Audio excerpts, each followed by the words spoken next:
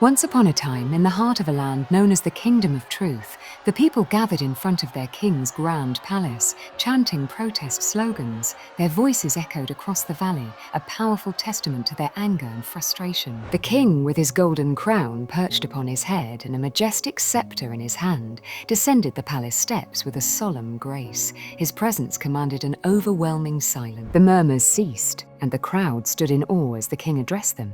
"My friends," he said, his voice both firm and compassionate, "you are no longer my subjects. I stand before you not as your ruler, but as one of you. My crown, my scepter I now lay down at your feet. I wish to be like you, a man, just a man. As a man, I wish to work beside you to shape our future. No one among us should rule another. We are all equal in this land. I propose this. Let us abandon the throne, and with our hands we will work in the fields and vineyards. Tell me, where shall I go? I am at your service. Now you are all kings." A deep silence fell over the crowd. They were stunned. The king, whom they had once blamed for their suffering, was now casting aside his royal insignia and offering to live as one of them. They had expected him to defend his power, but instead he surrendered it, leaving them speechless. After a long pause, the people began to disperse. The king, along with a humble man, made his way to the fields, but the land did not change overnight. Without their king, the people's lives remained full of hardship, and the shadow of dissatisfaction still loomed over the kingdom. In the bustling markets, cries could be heard. The people were yearning for a ruler to govern them once more. The youths and the followers of the king's former court began to chant together, "We will have a king." They marched through the streets and sought out the former ruler. They found him, drenched in sweat, working the soil alongside the common folk. With heavy hearts, they returned his crown and scepter, begging him to once again take his place as their king. "We want you to rule us with strength and fairness," they said. The former king took the crown in his hands, and with a sigh he replied, "I will rule you with strength, and may the heavens above guide me to rule with justice." And so, the king returned to his throne, but not as a tyrant.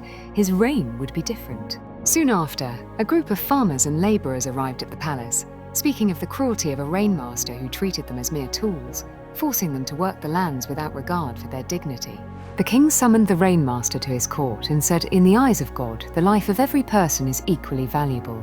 You cannot understand the worth of the lives of those who labor in your fields, so you will leave this land and never return." The very next day, another group came to complain of the harshness of a countess who ruled the land on the other side of the hills. They spoke of how she had driven them to misery and how she had treated them like animals. The king called the countess to his court, and in a voice as firm as thunder, he declared, "Those who tend to our fields and vineyards are nobler than you. We eat the bread they harvest, drink the wine they craft, yet you, who know nothing of this, are unfit to stay. You are banished from this kingdom, and you shall never return." As days passed, men and women continued to visit the king, recounting the abuses they had suffered at the hands of various tyrants. Each time, the king took swift action, banishing those who mistreated the people one by one. For an entire month, the voices of injustice were silenced. The people of the Kingdom of Truth began to feel hope stir in their hearts, as the land that had once been filled with oppression became a place of peace. One day, a great gathering of elders and youth surrounded the king's tower. They stood together, demanding his attention. The king, with his crown in one hand and scepter in the other, descended from the tower to meet them. "What do you wish of me now?" he asked, his voice filled with weariness. The people cried out in unison, "No, no, you are our rightful king. You have freed us from the serpents and driven the wolves into the dust. We are here to sing our praises to you. The crown and scepter belong to you, for you have shown us what it means to rule with wisdom." But the king raised his hands and shook his head. "No," he said, "you are the true rulers of this land. When you believed me weak, you too were weak. But now our land flourishes not because of me, but because of you. I am but a thought in your collective mind. There is no such thing as a ruler here, only a people who govern themselves." And so the king returned to his tower, the crown and scepter still in his hands, not as a symbol of power, but as a reminder of the people's strength. The followers, the youth, and the people of the Kingdom of Truth all left with smiles upon their faces. They now understood. They were the rulers of their own fate. Each one of them, with a crown in one hand and a scepter in the other, had become the sovereign of their own destiny. And thus, the Kingdom of Truth was never ruled by a single man again. It became a place where the people's will was the law, and the land prospered in ways no one had ever imagined.